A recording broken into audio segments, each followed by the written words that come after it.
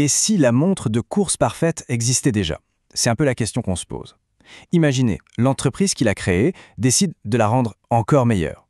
Voilà tout le dilemme de Coros avec sa très attendue Pace 4. Le modèle d'avant a vraiment tout changé et la grande question maintenant c'est est-ce qu'on peut vraiment améliorer la perfection? Là, on touche au vrai casse-tête pour Coros. La PS3, ce n'était pas juste une montre parmi d'autres. Non, elle a carrément posé de nouvelles bases. C'était un best-seller absolu. Alors, comment on fait pour faire évoluer un produit que tant de gens adorent déjà, sans tout gâcher? Le succès de la Pace 3, en fait, il tenait à une formule hyper simple, mais redoutablement efficace. Un poids-plume, une autonomie vraiment solide, et surtout, un prix qui la rendait accessible à un paquet de sportifs. Pour beaucoup, c'était tout simplement l'outil parfait pour s'entraîner sérieusement. Bon, alors comment Coros compte s'y prendre? On va décortiquer leur stratégie ensemble. On va d'abord voir le défi de réinventer un best-seller, puis on va analyser cette promesse ultra légère, ultra lumineuse. Ensuite, on ira jeter un œil sous le capot, voir ce qu'elle a dans le ventre, on verra aussi comment elle se positionne sur le marché, et on terminera en se demandant pour qui cette montre est vraiment faite. Allez, on attaque. Le vrai défi pour Coros, ce n'était pas seulement de faire une montre techniquement meilleure, c'était de le faire sans perdre ce qui faisait l'âme de la Pace 3, ce qui a fait son succès monumental. Et voilà, ce visuel résume parfaitement le dilemme. D'un côté, on a la formule gagnante de la pastry, de l'autre, le marché de 2025 qui a bien changé. Les concurrents, comme Garmin par exemple, ont mis le paquet sur les écrans AMOLED super lumineux, toujours plus de données, et forcément, des prix qui grimpent. Coros devait donc se moderniser, mais sans sacrifier ses deux arguments de vente massue, la légèreté et un prix qui reste attractif. Alors, face à ce défi, quelle a été la réponse de Coros? Eh bien, elle se résume en deux mots, qui sont devenus le mantra de cette nouvelle montre. Ultra légère et ultra lumineuse. C'est simple, c'est direct et ça dit tout de leur stratégie. Ultra légère pour assurer les fans de la première heure, pour dire ne vous inquiétez pas, on garde essentiel. Et ultra lumineuse pour montrer qu'on ne reste pas figé dans le passé, que la montre évolue. Ultra lumineuse, ça fait bien sûr référence à la grosse nouveauté, le passage à un écran AMOLED. On dit adieu à l'écran transflectif qui était certes économe mais un peu palo. Avec l'AMOLED, la Pace 4 devrait offrir des couleurs qui pètent, des noirs profonds, bref, une bien meilleure lisibilité, surtout en intérieur. C'est une mise à niveau quasi obligatoire pour rester dans la course. Mais attendez, comment on fait pour rester ultra légère avec une technologie d'écran plus lourde et plus gourmande en énergie? Ah, la réponse se cache dans les détails. Coros devrait garder son fameux bracelet en nylon.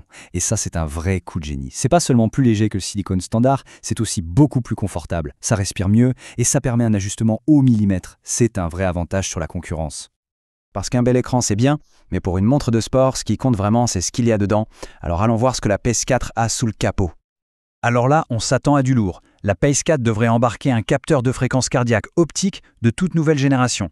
On parle de 5 LED, 4 photodiodes, tout ça pour des mesures bien plus précises, notamment pour la VFC et l'oxygène dans le sang. Et l'autonomie alors, elle s'annonce impressionnante, environ 15 jours en usage classique et au moins 25 heures en mode GPS activé. Pas mal du tout. D'ailleurs, cette fameuse VFC, la variabilité de la fréquence cardiaque, pourquoi c'est si important?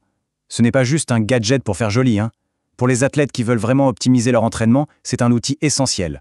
En gros, ça dit si le corps a bien récupéré et s'il est prêt à encaisser une autre grosse séance. Ça rend la montre beaucoup plus intelligente.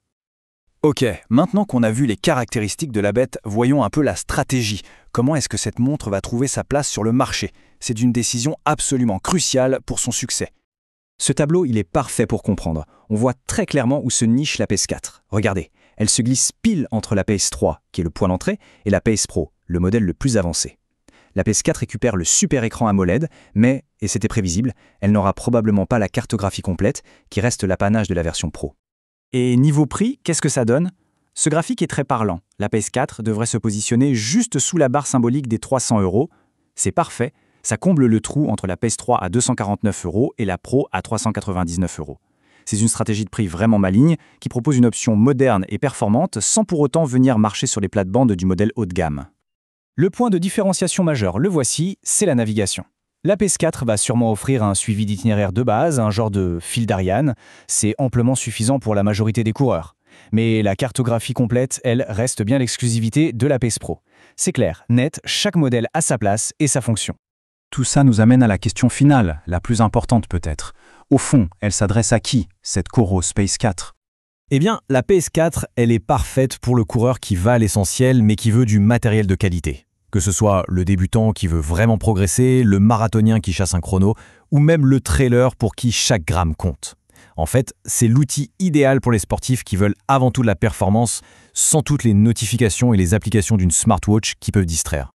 En résumé, la Coros Space 4, c'est un outil puissant et essentialiste, voilà le mot. Son approche est simple, mais attention, ses capacités, elles, sont tout sauf simplistes, et c'est là toute la nuance. Ce qui nous laisse avec une dernière pensée. Dans ce monde de montres connectées qui deviennent de plus en plus des usines à gaz, est-ce que finalement, la simplicité, ce n'est pas ça, la fonctionnalité ultime? C'est la question que pose la Coros Space 4. Et c'est une excellente question. Merci d'avoir suivi cette analyse, et à très bientôt.